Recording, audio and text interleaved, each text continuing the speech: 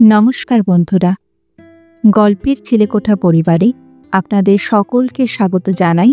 আমি সায়নী।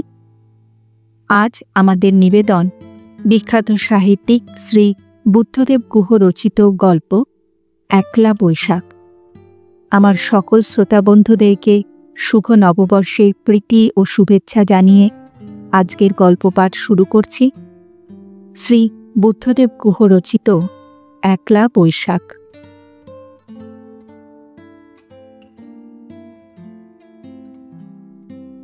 সুমি রবিবারের নাটক শুনছিল রেডিওর। রাঘবকে আসতে দেখেই বন্ধ করে দিল। সারা সপ্তাহটা দুজনেই ব্যস্ত।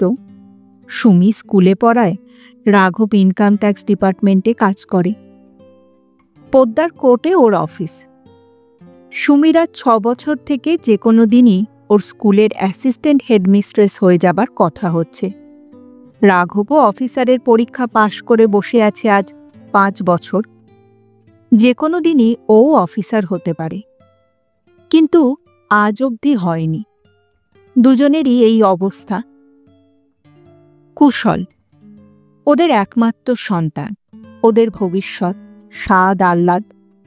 ওদের দুজনের জীবনে যা কিছুই হয়নি, সেই সব শূন্যতাই ওরা পূরণ করতে চায় কুশলের মধ্যে। নিজেদের বঞ্চিত করেও কুশলের জন্য কিছু মাত্র করতে ত্রুটি করে না। কুশল রবিবার পাশের ঘরে বইটই পড়ে, নইলে একা একা ক্যারাম খেলে। ওর বয়স 9 হল। ও জেনে গেছে যে মা বাবা রবিবার দুপুরটাতেই একটু একসঙ্গে থাকে, নানা কথাবার্তা বলে। রাতেও মায়ের সঙ্গেই শোয়। কুশলের যেটা জানার কথা নয় সেটা হচ্ছে, এই যে কথাবার্তা তো বটেই, প্রতি রবিবার দুপুরেই মাঝে মধ্যে সুমি ও রাঘব একটু আদর টাদরও করে এবং খায়। জীবন এখন এতই ঝামেলার, ক্লান্তির এবং একঘেয়েমির হয়ে গেছে যে কোনো কিছুই আর ভালো লাগে না ওদের। মানুষ কেন বিয়ে করে, সংসার করে, কেনই বা ছেলে মেয়ে হয়, কেনই বা এই বুড়ো বয়সের পুতুল খেলাতে নিজেরা জীবনগুলো এমন করে মাটি করে ফেলল, এসব কথা ওদের প্রায়ই দুজনের মনে হয়। কিন্তু এ নিয়ে ভাবার মতো সময় কি ওদের আছে? না, নেই। অন্য লক্ষ লক্ষ দম্পতিরই মতো ওদেরও জীবনে একদিন অনেক সুখ, স্বাদ, কল্পনা, ভালোবাসা সবই ছিল, কিন্তু সবই যেন এখন মরে গেছে। তবু দুজনে সাত তাড়াতাড়ি তৈরি হয় প্রতি সকালে সপ্তাহে 6টা দিন। নাকে মুখে খেয়ে দুজনেই বেরিয়ে পড়ে। কুশলকে রাঘব স্কুলে পৌঁছে দিয়ে মিনি ধরে অফিসে যায়। নিয়ে আসে সুমি স্কুল ছুটির পর। বিয়ের সময় ওরা দুজনে মিলে যা রোজগার করত, এখন রোজগার তার চেয়ে বেড়েছে অনেকটাই। কিন্তু তবুও আগের থেকে অনেকই গরিব ওরা এখন। নুন আনতে পান্তা ফুরোয় এমনই অবস্থা। টাকা কাগজ হয়ে গেছে যেন। রাঘব পান চিবোতে চিবোতে বলে, এই বালিশটা দাও তো। সুমি এক হাতে বালিশটা ছুঁড়ে দিয়ে বলে, বেশ লোক, একটা পান তো আমার জন্যও আনতে পারতে। হ্যাঁ, সিগারেট কিনতে গিয়েই তো পয়সাটা ফুরিয়ে গেল। ঠাকুরটা নেই পানের দোকানে। ওর মামা না কাকা কে জানে, সবে এসেছে ঢ্যানকানল থেকে, বাংলাও শেখেনি এখনো। আমাকে তো চেনেই না, ধারে দিল না, চেয়েছিলাম আমি। সুমি কিছু বলল না। পাখাটা ঘুরছিল মাথার ওপরে কিচিক কিচিক একটানা শব্দ করে। কার্বনটা বোধহয় ক্ষয়ে গেছে। নীলচে আগুন বেরোয় সব সময়, কিন্তু আগুনটা ঠান্ডা মেজাজের, স্নিগ্ধ, রাগী আগুনের মতো নয়। সুমি বেড কভারের ওপর পা দুটি টান টান করে মেলে দিল। ওর এই পা টানটানের একটা বিশেষ রকম আছে। আদর খাওয়ার ইচ্ছে হলে বেড়ালিনীরা যেমন করে, ঠিক সেই রকম। ঘরের পর্দা সব টানাই ছিল। ধূপকাঠি জ্বেলে দিয়েছিল সুমি। আয়নাও ঢেকে দিয়েছিল লেসের ঢাকনাতে। ঘরের মধ্যেটা বেশ ঠান্ডা ঠান্ডা, আদো অন্ধকার, রোমান্টিক, আদর করা এবং খাওয়ার মতোই পরিবেশ। রাঘব বলে, হবে না কি? হ্যাঁ, ইচ্ছে হচ্ছে। সুমির মাথাটা বালিশের এক কোণায় নেমে এসেছিল। মুখটা তীর্যকভাবে রাঘবের দিকে ফিরিয়ে উদাসীন নিরুত্তাপ চোখে চেয়ে থাকেও। হাড়ের লকেটটা বুকের বাইরে এসে বালিশের প্রান্তে ঝুলেছিল। সুমি একবার চোখ দুটি বন্ধ করে আবার চোখ মেলে দেখল রাঘবের মুখ। তারপর বলল, না। কেন না? কেন শুনি? গত রবিবারেও তো। ভালোই লাগে না। কেন? অত বলতে পারবো না, আজকাল এসব ভালোই লাগে না। বলো, আমাকে তোমার ভালো লাগে না? অন্য কেউ হলে? পরেশ? পরেশ হলে? যা মনে করো তাই। হয়তো সত্যিই তোমাকে আমার আর ভালো লাগে না। অনেকদিন তো হলো, একজনকে আর কতদিন ভালো লাগে বলো তো? রাঘব বলে, আমারও তো সেরকমটা মনে হতে পারে, পারে না? হতে তো পারেই। আমি কি বলেছি যে পারে না? হয় না যে কেন, সেইটা ভেবেই আশ্চর্য লাগে আমার। আচ্ছা, এই বিয়ে ব্যাপারটা কোনো খারাপ লোক চালু করেছিল বলো? গলায় একটু অভিমানের সুর লাগলো এবার রাঘবের। বলল, বেশ তো, বেলা তো যায়নি এখনো। পরেশের সঙ্গেই না হয় আমি ডিভোর্স দিয়ে দেব। চাইলেই দিতে পারি, কিন্তু এক কথায়। না, থাক, হয়েছে। আমি জানি তুমি খুব উদার, অন্তত দেখাতে চাও সেটাই। তবুও না, আমার দরকার নেই, কারণ কাউকেই ভালো লাগে না আর আমার। কিছুক্ষণের জন্য লাগে, কিছু দিনের জন্য লাগে, কিন্তু বেশিক্ষণ, বেশি দিন আর কোনো পুরুষকেই ভালো লাগে না। রাঘব বলে, এসব হয়েছে তোমাদের আর্থিক স্বাধীনতার জন্যে। যেই তোমরা রোজগার শুরু করেছ, স্বাবলম্বী হয়েছ, অমনি তোমাদের যত খারাপ লাগা শুরু হয়েছে না? এত বছরের পরাধীনতার পর স্বাধীনতা, হ্যাঁ, তা নিয়ে যে কি করবে তা ভেবে উঠতে পারছো না। আমার মা অথবা তোমার মায়ের কথা একবার ভাবো তো, কত সুখী ছিলেন তারা। সুমি হাসল, শ্লেষের হাসি। বলল, তা বটে। আমার বাবা ও তোমার বাবাও বোধহয় এই ভেবেই খুশি থাকতেন। তাঁরা ছিলেন মেল শভিনিজমের শেষ ধ্বজাধারী। নিজেদের চোখকে চোখ ঠাওরাতেন। ভণ্ড ছিলেন ওরা, বুঝেছ? আমার মা কি তোমার মা মানুষের জীবনযাপন করেছেন নাকি? কল্লুর বলদরাও তো ওদের চেয়ে স্বাধীন ছিল। রাঘব বলল, কিন্তু যাই বলো, কখনো দুঃখী দেখিনি ওদের। এটা কি কম কথা? দেখার চোখ নেই পুরুষদের, তাই দেখনি। হাজার হাজার বছর ধরে চোখ ব্যবহার না করায় তোমাদের চোখই খারাপ হয়ে গেছে। তাছাড়া দুঃখবোধের ব্যাপারটাও একটা মিনিমাম শিক্ষা, এবং কিছুটা ব্যক্তি স্বাধীনতার প্রতি ভালোবাসা থেকে হয়তো জন্মায়। যাকে, তাদের জীবন তাদেরই ছিল, আমার কি? এ রবিবারটাও তাহলে কি ঝগড়া করেই কাটাবে? করতে তো চাই না, হয়ে যায়। আচ্ছা, এসব ছাড়ো তো। এবার নববর্ষে কি হবে বলো? আর তো মাত্র 5টা দিন বাকি। কাল অফিস থেকে বেরিয়ে ভাবছি তোমার জন্য একটা শাড়ি কিনে আনবো। না না, একদম না। কেন? তোমার শাড়ি আমার পছন্দই হয় না। কত নতুন ডিজাইন বেরিয়েছে, কত রকম, তুমি সেসবের যেন বড় খোঁজ রাখো। ও, তাহলে আনবো না, ঠিক আছে। তাহলে না হয় কুশলের জন্যেই আমাদের অফিসের কাছেই একটা দোকানে রিডাকশন সেল হচ্ছে, সেখান থেকে সস্তায় ভালো জিনিস নিয়ে আসবো। সারাটা জীবনই তুমি সস্তায় ভালো জিনিস খুঁজে মরলে। এই তোমার জীবনের ট্র্যাজেডি, বুঝলে?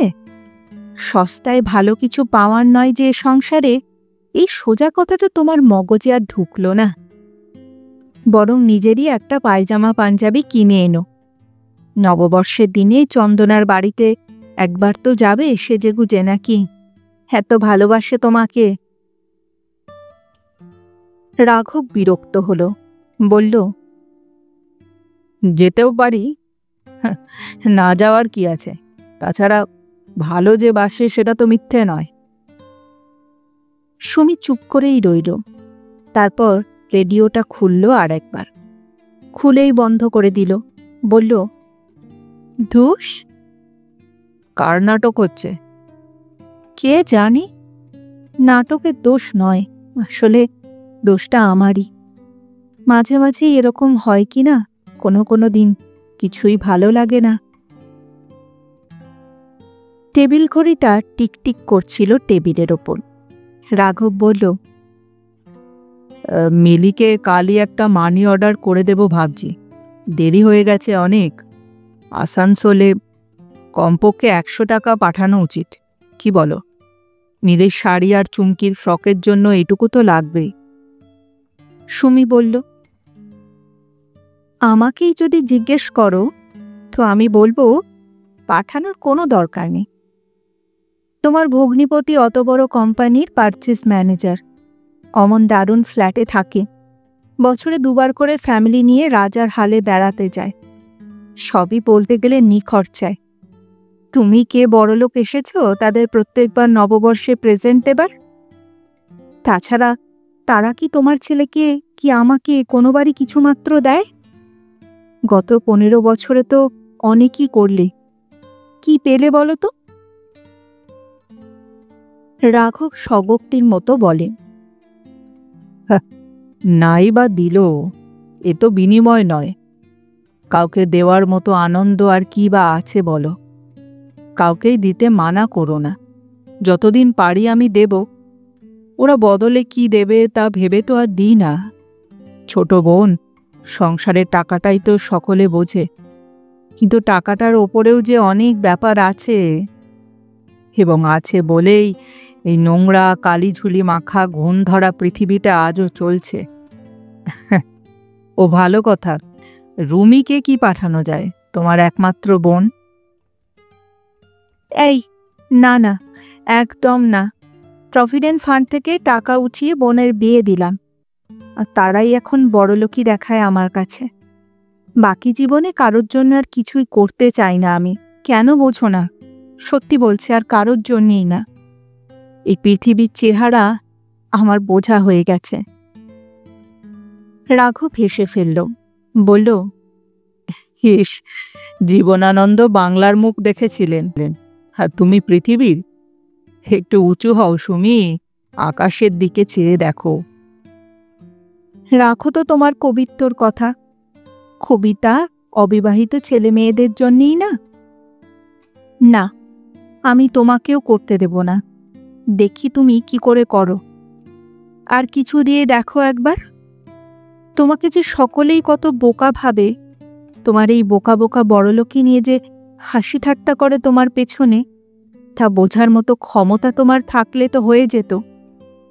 কি আমার বড়লোক এসেছেন? বড়লোকের রকম আর কেউ না জানুক, আমি তো জানি। রাঘবের গলায় দুঃখ লাগল, বলল, সকলেই হাসি ঠাট্টা করে আমাকে নিয়ে? হবে হয়তো। আজকাল ভালোবাসা ব্যাপারটা তো একটা ঠাট্টা হয়ে গেছে সুমি। দাদার ভালোবাসা, জামাইবাবুর ভালোবাসা, এগুলো আর বোধহয় ভালোবাসার ক্যাটাগরিতেই পড়ে না। সে রাখো, এবারে নববর্ষে কি করবে বলো তো? নতুন বছরটা যে আসবে তা তো বোঝাই যাবে না কিছু না করলে। নতুন তাঁতের শাড়ির গন্ধ, সন্দেশের প্যাকেট, সকালে উঠে চান করে আত্মীয় স্বজনের বাড়ি যাওয়া, সব না থাকলে দিনকাল সব কেমন বদলে গেল না গো? সুমি বলল, হ্যাঁ, সেই মোড়ের ফুটপাতে একটা ফুলুরির দোকান দাও তুমি। দিলে খেরো খাতা নিয়ে 7 সকালে কালীবাড়ি যেতে পারবে পুজো দিতে, হালখাতার। তাহলে মনে হবে কিছু একটা করলে। আমদানিও ভালো হবে, বাণিজ্যে বসতে লক্ষ্মী। ঘুষ না খেলে আজকাল সরকারি চাকরিতে আছেটা কি? হ্যাঁ, তোমার মতো লোকের বাহাতে পক্ষাঘাত হওয়া উচিত। আকাট মূর্খ একটা। রাঘব এবার কথা ঘোরালো, বলল, সুমি সুমি এসব থাক, বলো তো কি খাওয়াবে এই নববর্ষে, মানে আমাকে আর কুশলকে। রুমি আর চাঁদুকেও বলে দেব না কি খেতে? না, একদম না, কতবার বলবো। আচ্ছা আচ্ছা, তাহলে আমাকে আর কুশলকে কি খাওয়াবে বলো? পোলাও, মাংস, রুই মাছের কালিয়া, রাবড়ি, গিরিশের আম সন্দেশ, আরও যা বলবে ফিরে মুক্ত সব খাওয়াবো তোমাদের। বাজার তো দিনে হয় 10 টাকার, তার আবার পাড়াবাড়ি। ঠাট্টা করছো সুমি? সেদিন নববর্ষের দিন না হয় 20 টাকাই দেব, একটাই তো দিন। ঠাট্টা ঠাট্টা কেন করব আমি? তোমার বাড়ি, তোমার টাকা, তুমি খাবে, আমি ঠাট্টা করার কে? যা দেবে তার মধ্যে যা হবে তাই খাবে। যোগুর মা বলছিল পটলের কেজি নাকি এখন 52 টাকা। কারা খায় বলো তো? তীর্থে না গিয়ে একবার সেই লোকগুলোকে দেখতে যাওয়া উচিত মানুষদের। সত্যি সুমি, বছরে একটা দিন তাও এরকম করছো? সত্যি গো, অনেক বছর হয়ে গেল তেল কই খাইনি। মিথ্যে কথা বলো না একদম, গত বছরই জামাই ষষ্ঠীতে খেয়েছিলে। তবে ভবিষ্যতে আর কখনো খাবে কিনা তা বলতে পারছি না, মাই চলে গেল, বাড়িটাই অন্যরকম হয়ে গেছে, দাদারা ব্যস্ত, বড় লোক। হঠাৎই গলাটা ধরে এলো সুমিতার, বলল, ওরা কেমন মানুষ সব বলো তো? হ্যাঁ, তুমি কি না করেছো ওদের জন্যে, সবই ভুলে গেল ওরা। লজ্জা করে আমার বড়, জানো তো। এসব ভেবো না সুমি, এসব ভাবলে মন খারাপ করে। ধুস, কই তেলের কথা বলো, কেন কেন খেতে পারবো না? আর তুমি রাঁধবে? না, আমিও সব রাঁধতে পারবো না, অত সব জম্পেশ করে রান্না আমার দ্বারা হয় নাকি? হবে হবে, তেল কই কি বিশেষ কোনো ব্যাপার নাকি? স্রেফ সর্ষের তেলে কালো জিরে, কাঁচা লঙ্কা ফোড়ন দেবে, আর সঙ্গে সামান্য ধনেপাতা, আহা, জমে যাবে। হ্যাঁ, বুঝেছি। কই মাছ কিন্তু অত্যন্ত খারাপ মাছ, এই সময় খেলে চিকেন পক্স যদি হয়ে যায় কুশলের। ও অন্যভাবে মানুষ, ইমিউনিটি কম, আর ওই যে অত অত কাঁটা। ভদ্রলোকে খাবে রুই, কাটাপোনা, বড় মাগুর, গলদা কি বাগদা চিংড়ি, ম্যাক্সিমাম চলতে পারে পাবদা, একটাই কাঁটা তো। আর কুশল যে আমাদের কোনো মাছই খেতে পারে না। বোনলেস চিকেন শুনে শুনে বলে, বোনলেস ফিশ দাও তো মা। রাঘব আজব গলায় বলে, কি বোনলেস ফিশ? রাঘবের মাঝে মাঝে সবই গোলমাল হয়ে যায়। ওদের ছোটবেলায় সবকিছুই কত অন্যরকম ছিল। ফ্রি স্কুল স্ট্রিটের বাসিন্দাদের হেদর ছেলেরা খ্যাপাতো ড্যাডি ড্যাডি, ছাপ্পর পর পিজনে বৈঠে বৈঠে কাঁট শাঁট করে যে ছোড়ারা ইংরেজি বলতো। আর আজ তার একমাত্র ছেলে কুশলও প্রায় সেই ছাপ্পর পর পিজন বৈঠে সংস্কৃতিরই হয়ে গেল। বইমেলায় 3 দিন ওকে নিয়ে গিয়েছিল রাঘব। পিড়াপিড়ি করা সত্ত্বেও একটিও বাংলা বই কেনেনি কুশল। রাঘবের ছেলে, সে বাংলা পড়ে না, কই মাছ খেতে পারে না, হেমন সাহেব ছেলের দৌলতে নিজেই সে বিএনজিএস হয়ে গেল। কি পরিহাস ভাগ্যের! ছোটবেলায় ওরা বিএনজিএস বলতো, অর্থাৎ বিলেত না গিয়ে সাহেব। রাঘবের খুবই রাগ হলো হঠাৎ কুশলের ওপর, কিন্তু আসল দোষটা যে ওদেরই। দোষ তো বাবা মায়েরই, তাছাড়া আর কার? যে ছেলেমেয়েরা মাতৃভাষায় ভালো করে কথা বলতে পারে না, মাতৃভাষার সাহিত্য সম্বন্ধে যারা কোনো খোঁজ রাখে না, যারা বাংলা গান পর্যন্ত ভালোবাসে না, সেই সব কলকাতাবাসী বঙ্গ সন্তানদের বাবা মা হিসাবে ওদের তো লজ্জা রাখার সত্যি জায়গা নেই। বড়জামদা, ভুবনেশ্বর, ভোপাল, চেন্নাই, এটোয়া, ইতার্সিতে যেসব বাঙালি বাবা মা অত্যন্ত ইচ্ছে থাকা সত্ত্বেও সুযোগের অভাবে ছেলে মেয়েদের হাতে বাংলা বই তুলে দিতে পারেন না দিতে বাংলা খবরের কাগজ, সাপ্তাহিক বা মাসিক, তাদের কথা নয় আলাদা, তাদের দোষটা ক্ষমা করে দেওয়া যায়। কিন্তু কলকাতার বাঙালিরা, যারা তাদের হাতে বাংলা পত্রপত্রিকা, খবরের কাগজ পৌঁছে দেওয়ার চেষ্টাই করে না, তাদের দোষটার কি হবে এইসব রাঘব আর সুমিদের? এমন সময় দরজায় টোকা পড়ে। বিশেষ কারণ না থাকলে দুপুরে দরজাতে খিল তোলে না ওরা। সুমি বলে, কে? যোগুর মা নাকি কুশল? কুশল বলে, হ্যাঁ মা, মে আই কাম ইন? ও হ্যাঁ, আয়। I have a problem mom. কি? একলা বৈশাখ মানে কি মা?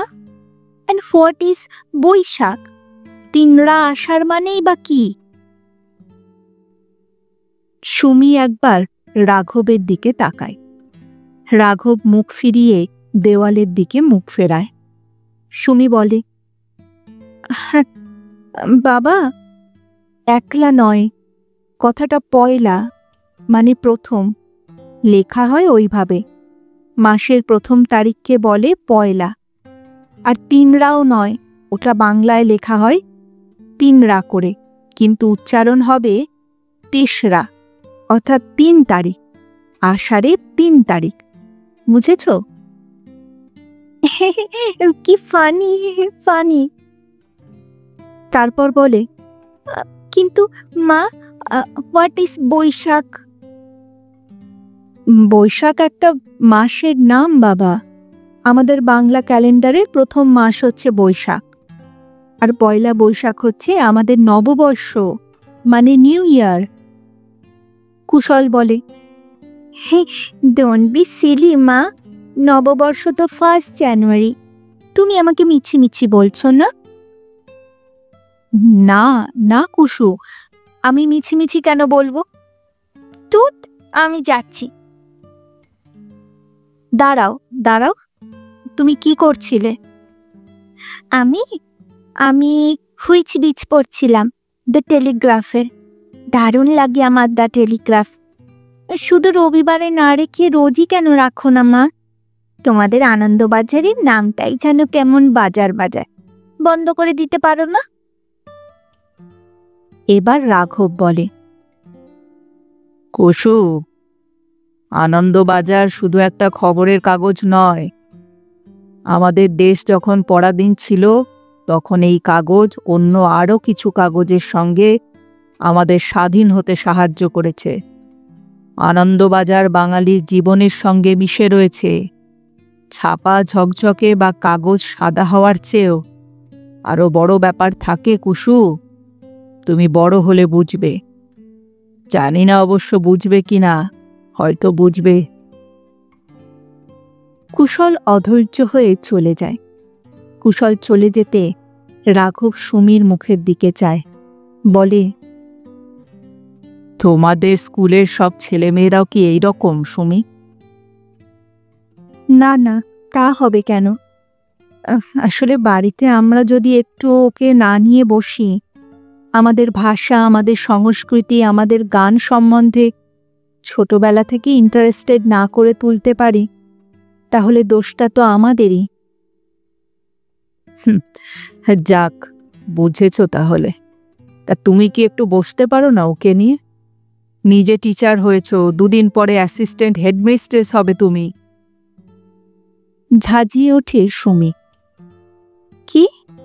আমি?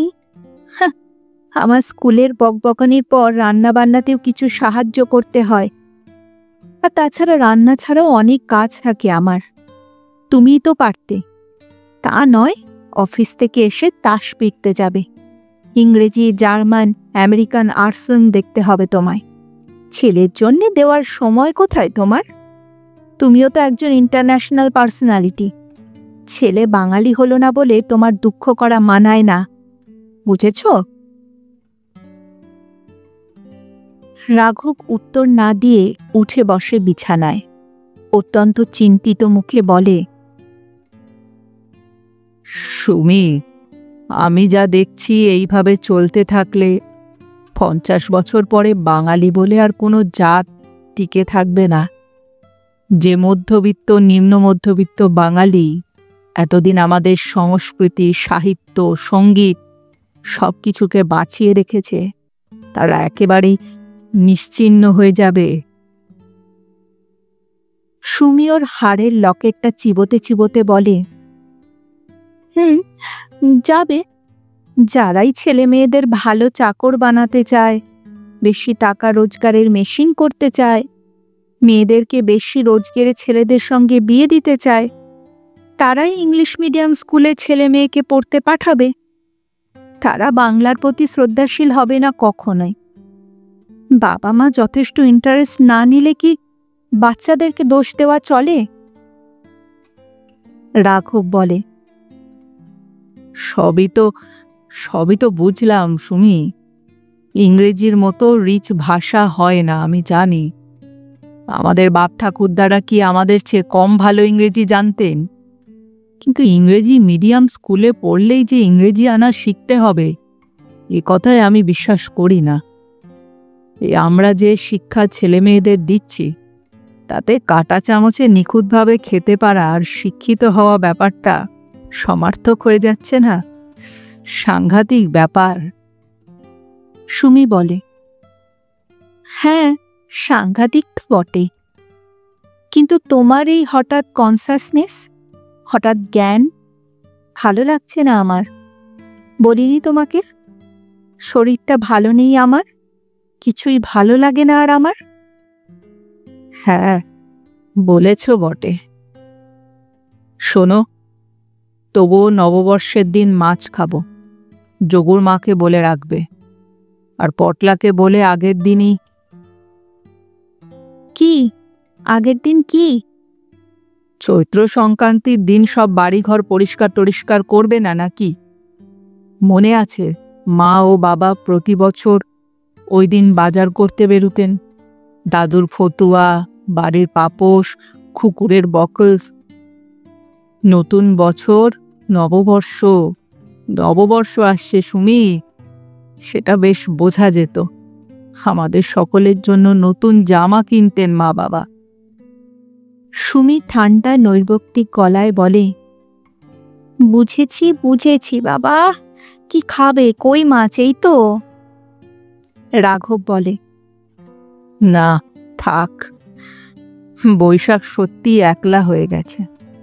একলা বৈশাখে আর কিছুই করবার দরকার নেই। যা কিছু ওই 1 জানুয়ারিতেই করো তোমরা। সুমি তখনও লকেট চিবোচ্ছিল। যা তোমার ইচ্ছে তাই হবে। রাঘবের মনে হলো সুমি যেন বেঁচে গেল। 1 বৈশাখ, কাঁটাওয়ালা কই এবং তারও ওপর কালো জিরে, কাঁচা লঙ্কা, ধনেপাতা দেওয়া তেলকইয়ের অত্যাচার থেকে। কোলেস্টেরল, বাজে খরচা, ঝামেলা। রাঘব জানে যে 1 বৈশাখের দুপুরে হয় সসেজ এবং পাউরুটি, নয় ভাত এবং পোর্ক ভিন্দালু রাঁধবে যোগুর মা। সুমিরই অর্ডার মতো। ইদানিং বিফও আনাচ্ছে মাঝে মাঝে, কারণ অকাট্য। সুমি বলেছে ফাস্ট গ্রোয়িং ছেলে কুশলের জন্যে চিপ স্পোর্টিং। দিনকাল যা পড়েছে, উপায় বাকি। একলা থেকেও এই অবস্থা যে সকলের। বৈশাখ, পয়লা বৈশাখ হয়তো সব বছরই আসবে ঘুরে ঘুরে, কিন্তু সকালে স্নান করা কোড়া তাঁতের শাড়ির গন্ধে মোড়া উজ্জ্বল মরুকেতনের মতো ঢলো মুখের ভেজা চুলের বাঙালি মেয়েদের আর হয়তো বেশি দিন দেখা যাবে না। গুরুজনদের বাড়ির সন্দেশের প্যাকেট হাতে করে প্রণাম করতেও হয়তো যাবে না কেউ। কাঁটাওয়ালা মাছ এবং তেলকইও রান্না হবে না কারো বাড়িতে। বোনলেস চিকেন, বোনলেস ফিশের মতোই বাঙালি জাতটাই হয়তো বোনলেস জাত হয়ে যাবে, যার কোনো নিজস্বতা আর অবশিষ্ট থাকবে না, একটুও না।